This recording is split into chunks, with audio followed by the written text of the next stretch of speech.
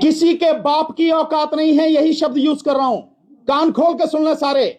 किसी के बाप की औकात नहीं है, किसी अदालत में दम नहीं है जो इस मस्जिद को मंदिर बना दे या अजमेर शरीफ की दरगाह को मंदिर बना दे या खोद के दिखा दे। कैसे दे सकते हैं आप सर्वे का ऑर्डर, और कैसे उस ऑर्डर को आप सही ठहरा सकते हैं जब ये कानून कह रहा अबे विष्णु शंकर या और भी कोई, क्या इस कानून से बड़ा है तू, या तेरे जैसे जितने भी हैं कि कानून से बड़े हैं, वो क्या देश कानून से चलेगा या तेरे सपने से चलेगा या किसी के सपने से चलेगा?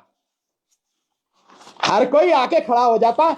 और आज सरकार है वहां, जिस दिन सरकार जाएगी ना, ये विष्णु शंकर इसे जितने भी हैं ये किस बिल में घुस जाएंगे ना पता भी नहीं लगे। ये कानून पढ़ ले, काला कोट पहनने का ना, इसे कानून को पढ़ ले, बता देगा कानून क्या है। ये जो हुआ है, 5 बच्चे मारे गए, इतने लोगों की चोट लगी है, और संभल मामले में जिस तरह की चीजें आ रही हैं, जो न्यूज लॉन्ड्री ने जो पूरी रिपोर्टिंग की है, वहां का जो साथी है अवधेश कुमार, उसने जो रिपोर्टिंग की, आपकी रिपोर्टिंग देखिए आप, वो ये कह रहे हैं कि जब भीड़ इस गली से भागी तो पीछे पीछे बहुत सारी पुलिस भागी। अब भीड़ तो निकल गई, लेकिन पुलिस वाले जो हैं उन घरों में जाके उनके दरवाजे तोड़ के, उनकी खिड़कियां तोड़ के, उनमें रखा हुआ सामान, चाहे वो वॉशिंग मशीन हो या कुछ भी हो, उनको तोड़कर और वहां ढूंढ रही है। किसी को आप किसी के घर में घुस रहे तो आप कम से कम खिड़की दरवाजा खटखटाएंगे तो सही, भाई कोई है। और यही नहीं, आप देखिए एक महिला जो कह रही है, महिला कह रही है कि मेरी बेटी को खींच कर ले गए। पूछा कहां है, चंदौसी थाने में रखा हुआ है। बेटी को खींच के ले गए, अरे उसका क्या कसूर था, घर में से उस बेटी को ले गए। शर्म लिहाज नहीं है पुलिस वालों को बिल्कुल भी। शासन प्रशासन की बिल्कुल आत्मा मर चुकी है, मन मस्तिष्क बिल्कुल उसमें कूड़ा भरा हुआ है।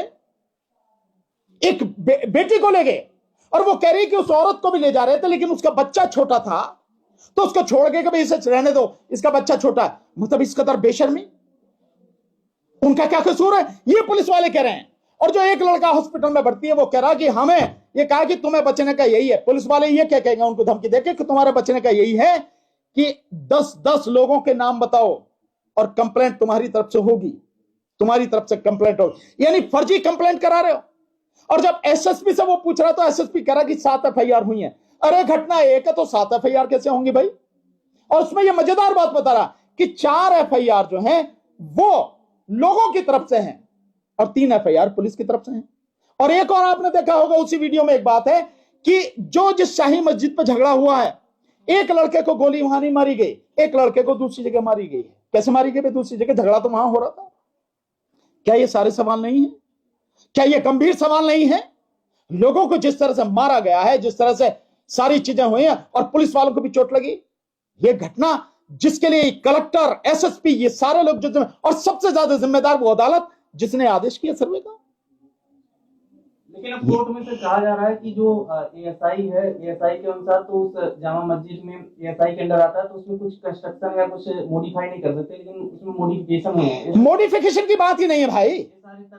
नहीं, अब तो आप जो चाहे तर्क दे दो। आप भाई तर्क आपके हैं, क्या बाकी जो लोग हैं उन्होंने जाके देखा है कि तुम जो कह रहे हो? ये तो डिटेल जांच का विषय है, चर्चा का विषय है। दिखा भाई तेरे पास क्या सबूत है? वो तो नहीं है ना। और जब आप हो भी रही है, माना आप सर्वे कर रहे हैं, तो रिपोर्ट आप कैसे पब्लिक कर सकते हैं? आप कैसे सारी चीज कर सकते हैं? और कैसे सर्वे टीम के साथ में वो भीड़ जा सकती है जो जय श्री राम के नारे लगा रही है? कोई नियम कायदा कानून तो होगा। अगर कहीं किसी को भेजा जा रहा है सर्वे के लिए, एएसआई की टीम जा रही है, तो वो सरकारी अधिकारी कर्मचारी हैं, वो जा सकते हैं। चलो अगर हो गया, हालांकि ये कानून बिल्कुल स्पष्ट रूप से मना कर रहा है, ये कानून गैर कानूनी काम हो रहा, पर उनके साथ में भीड़ के जाने का क्या मतलब है? कैसे जा रही है भीड़? ये सोची समझी साजिश के तहत है। और महाराष्ट्र के हर जिले में लोग सड़क पर निकल रहे हैं। उस